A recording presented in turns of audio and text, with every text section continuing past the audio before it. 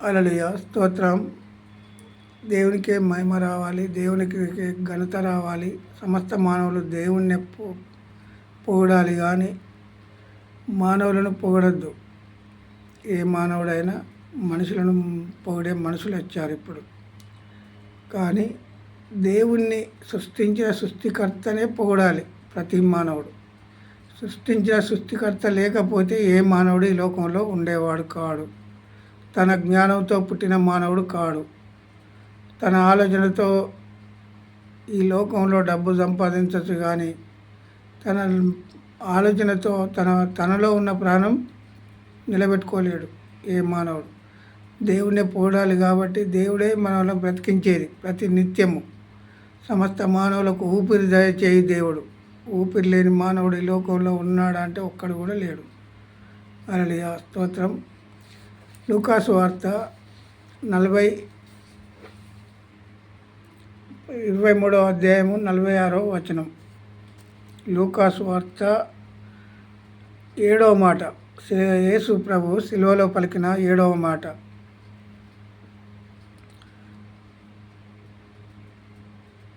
అప్పుడు యేసు గొప్ప శబ్దంతో కేక వేసి, అప్పుడు యేసు ప్రభు గొప్ప శబ్దంతో కేక వేసి 7వ మాట. 7వ మాటలో లాస్ట్ మాట, ఇది ఆఖరి మాట. ఏమని మాట్లాడు? అప్పుడు యేసు గొప్ప శబ్దంతో కేక వేసి, తండ్రి, నీ చేతికి నా ఆత్మను అప్పగించుకొనుచున్నానెను. నీ చేతికి నా ఆత్మను అప్పగించుకొనుచున్నానెను. తండ్రితోటి మాట్లాడుతాడు. ఈ మానవులతోటి కాదు మాట్లాడేది దేవుడు, యేసుక్రీస్తు ప్రభు. ఆయన ఇలాగు చెప్పి ప్రాణము విడిచెను. ఆయన ఇలాగు చెప్పి, ఎలాగ చెప్పిండు? ప్రాణం విడిచెను. ఏమని చెప్పిండు? తండ్రి, నీ ఆత్మకు, అది నా ఆత్మను నీ చేతికి అప్పగించుకొనుచున్నాను అనెను. ఆయన ఇలాగు చెప్పి ప్రాణం విడిచెను. ఈ మానవులకు 2025 సంవత్సరాల క్రితం ఈ లోకానికి వచ్చి యేసుక్రీస్తు ప్రభు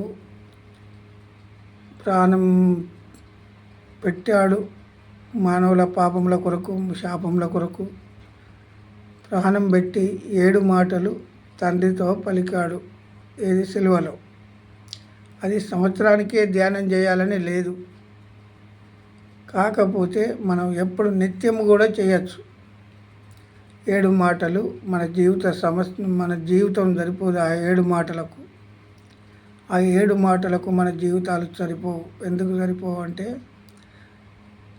మొదటి మాట, తండ్రి, వీరు ఏమి చేయుచున్నారో వీరు ఎరుగరు గనుక వీరిని క్షమించుడి అని అన్నాడు. ఆయనను సిలువ కొట్టేవారిని కూడా భరించండు. మొదటి మాటలో సిలువ కొట్టేవారిని కూడా భరించండు.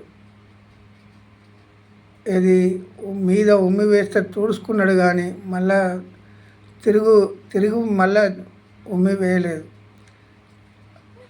సిలువ కొట్టేవాడిని భరించండు. అమ్మ, రెండవ మాట, అమ్మ ఇదిగో నీ కుమారుడని అమ్మకు కుమారుడిని అప్పగించండు. కుమారునికి తల్లిని అప్పగించండు. రెండవ మాట. మూడవ మాట ఏమని ఉన్నది? మూడవ మాట,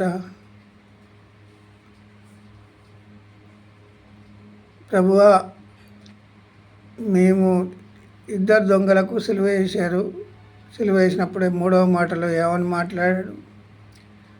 ప్రభువా, పరదేశీలో నన్ను జ్ఞాపకం చేసుకుంటావని పశ్చాత్తాపడ్డాడు రెండవ దొంగ. మొదటి దొంగ పశ్చాత్తాపం కలగలేదు, పశ్చాత్తాపం రాలేదు. రెండవ దొంగ ఆ విధంగా ఏ విధంగా ఉన్నాడు? ప్రభువా, పరదేశీ, ఇప్పుడు నన్ను నీ రాజ్యంలో జ్ఞాపకం చేసుకుంటావా ప్రభు అంటే పశ్చాత్తాపంతో. మరి ఆయన బాప్తిసం తీసుకోలేదు. ఏది? సిలువలో ఒప్పుకున్నాడు. ఒప్పుకుంటే ఏమన్నాడు? నీవు నాతో పరదేశంలో ఉండు అని నీతో నిశ్చయముగా చెప్పుచున్నానెను. మూడవ మాట. నాలుగవ మాట ఏమని ఉన్నది? వాళ్ళు నాలుగవ మాటలో అయితే వాళ్ళు నాలుగవ మాట దేవుని కృపను బట్టి అయితే నా 7 మాటలు పలికాడు. 7 మాటలు పలికి 7వ మాటలో దేవునికి ఆత్మను అప్పగించుకొనెను.